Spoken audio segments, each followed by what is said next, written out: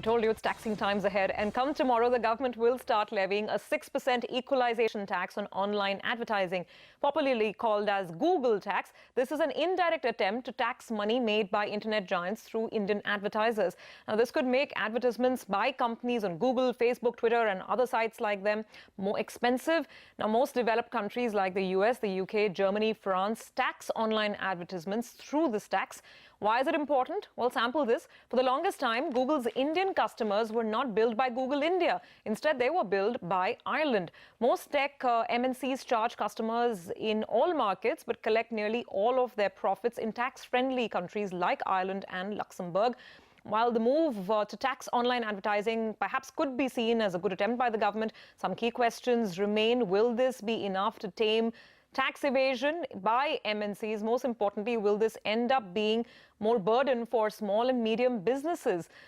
Tech MNCs could just, of course, simply pass the levy on to customers. To answer all these questions, we now have with us Mr. Ketan Dalal, Senior Tax Partner at PwC. Thanks, Ketan, so much for coming into the studios. Thank you. So let's get first things right first. Right now, it's only a B2B tax, so I, as a user, need not worry.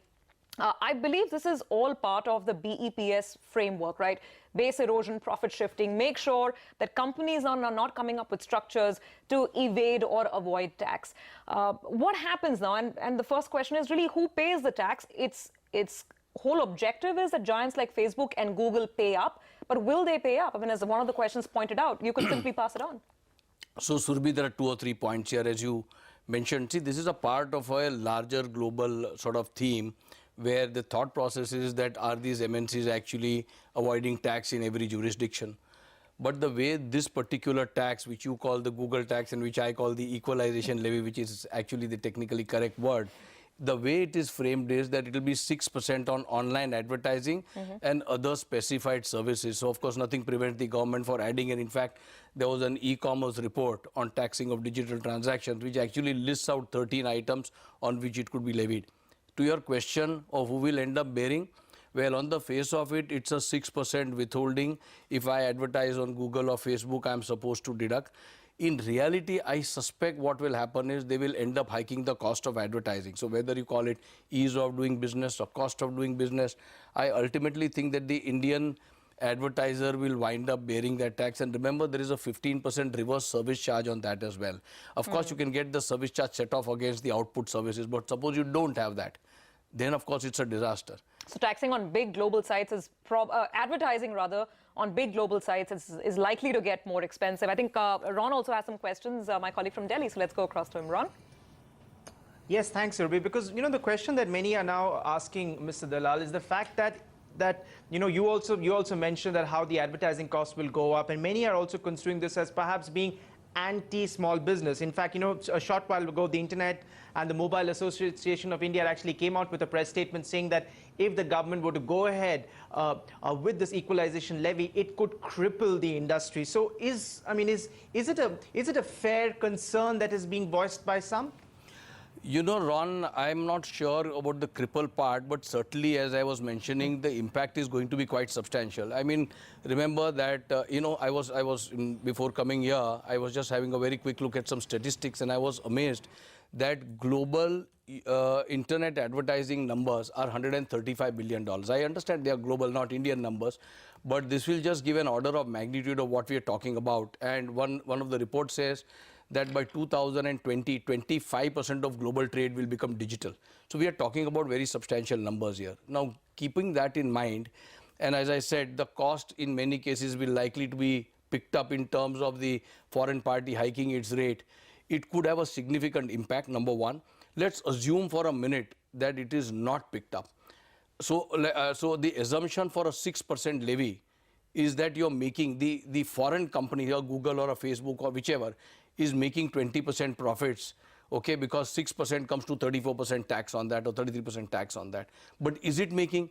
We all know that Amazon, for example, you know, took over 10 to 15 years to make the first dollar it made of profit, you know, and even now it's not all that profitable considering the humongous size that it has in terms of sales. So I think the impact is going to be very significant, is the least which I think will happen. So, Ketan, broader question again. As we said at the outset, this is not just India alone. It is part of a larger global framework. And I believe a lot of developed countries also levy some kind of a digital tax or not. So, tell us what the global standards are. And should this be seen as a bit of a, harsh or draconian measure by the government? Because the intent seems to be clear. The intent is if you're a foreign company and you are making certain profits with certain services that are accruing here in India, you need to pay tax on that. Now, if it gets converted and gets passed on to the customers, that's an unfortunate anomaly or distortion, perhaps. So, isn't the intent at least right and very global in nature? Yeah, see, the intent is right. I think the issue really is that this is not in the nature of withholding tax the way India has conceptualized it. So what happens is that nobody doubts the rationale of a company paying tax on its income. But the unfortunate consequence of the equalization levy is that not being a tax or income tax and not being a withholding tax under a tax treaty, they will not get credit in their home country. So let's say a company is making 12% and of profit on the gross sales, for example, from India, okay? And let's say the tax rate there is also 33%. So $4 on $12 earned, $6 is withheld in India. So you're talking of $10 on $12. Coming to your question, Surbi, of other global precedents, I had a very quick look. It's not an exhaustive list, but I did try to do whatever research I could in the limited time. So UK has something called the diverted profit tax, but only for related party transaction and only if the foreign companies, operating in a tax haven. You mentioned about Ireland, So it's not like an across the board regardless of where you're operating from. Similarly, Australia also has it and they call it multinational anti-avoidance law. It is somewhat similar to the diverted profit tax of UK that I just mentioned. Italy and Brazil have a digital tax, which are not in the nature of anti-abuse, but all four, Australia I'm not sure, but certainly UK, Italy and Brazil, it's in the nature of a withholding tax which is creditable. So, to your question about the precedents, yes, there are precedents.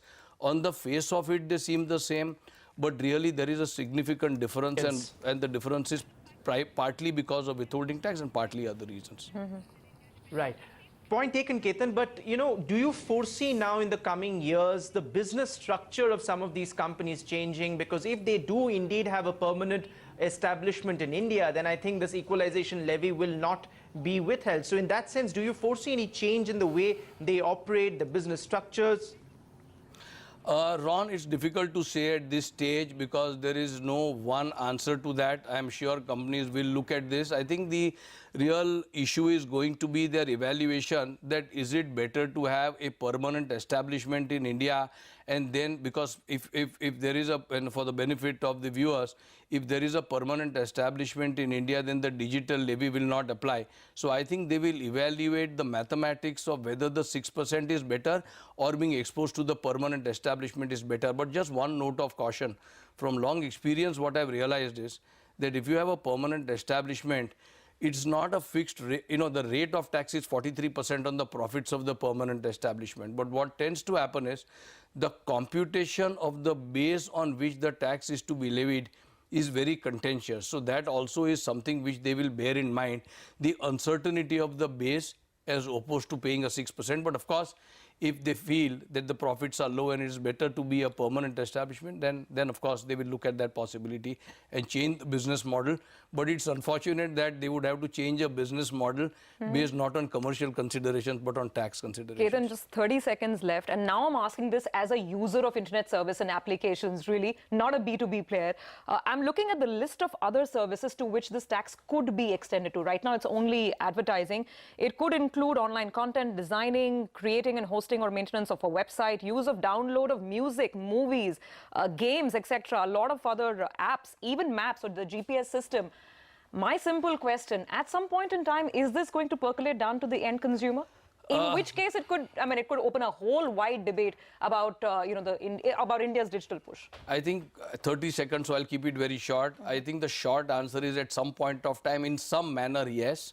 We all know what happened to dividend distribution tax in terms of rates. We all know what happened to, MAT rate. We all know what happened to service tax. So I think over a period of years, the possibility is yes, although the immediate intent is to keep it to B2B transactions and not extend it to B2C. I think over a period of time, I think there will be at least a cascade effect in some form, if not a direct impact.